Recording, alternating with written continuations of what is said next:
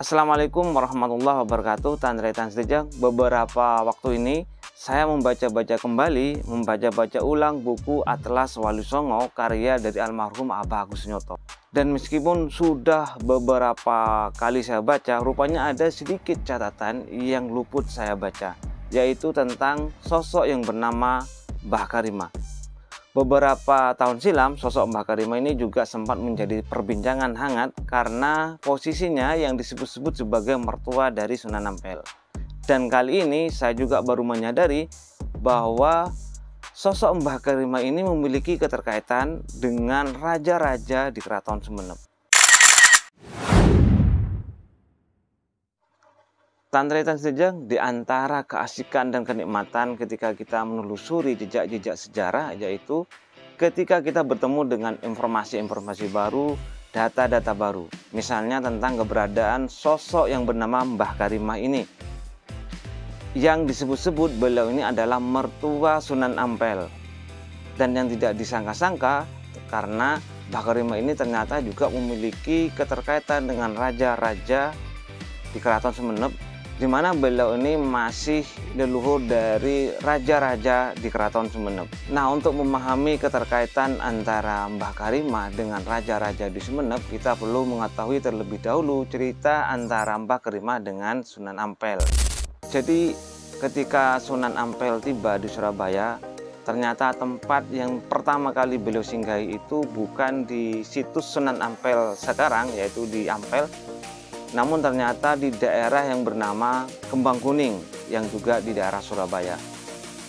Nah, di daerah Kembang Kuning ini beliau bertemu dengan tokoh setempat yang bernama Ki Wiro Suroyo. Ki Wiro Suroyo ini kemudian belajar agama Islam kepada Sunan Ampel dan juga bersama Sunan Ampel mendirikan masjid yang sampai saat ini masih ada, yaitu Masjid Rahmat. Nah, Ki Wiro Suroyo ini memiliki putri yang bernama Mas Karimah.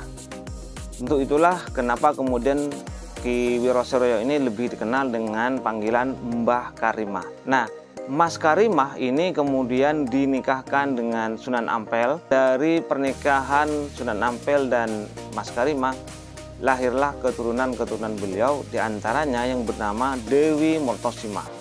Dewi Mortosimah ini kemudian dinikahkan dengan Raden Patah, raja dari Kesultanan Demak. Dari pernikahan Dewi Mortosimah dengan Raden Patah juga lahir sejumlah putra-putri mereka, dan diantaranya yang bernama Pangeran Kanduruan. Nah, yang menarik itu adalah bahwa nama Pangeran Kanduruan itu kalau kita periksa dalam daftar raja-raja di Keraton Sumenep, ternyata juga di daftar tersebut ada nama Temenggung Kanduruan. Beliau berkuasa antara tahun 1559 hingga 1562 Masehi. Dan memang antara Pangeran Kanduruan dan Temenggung Kanduruan ini adalah satu sosok yang sama.